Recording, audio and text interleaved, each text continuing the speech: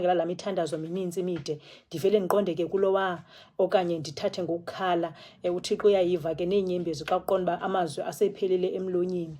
Wakhala nje mntakwethu, uThixo uthe qwa umamele, akhange angamameli. It's just that ngelinye ixesha ke kukhona lelungiswayo, funeka ungene kuzo ezaa zinto. Namhlanje kwiposition endihleli kuyo I fully understand why uThixo wayethule at that time endiyeka ndingene kwezi zinto, but ndandinga-understandi at that time. Kulapho apho siyakhona siyapho ke bandazi. Ndiyambona uZamabhele kunjalo mntasekhaya.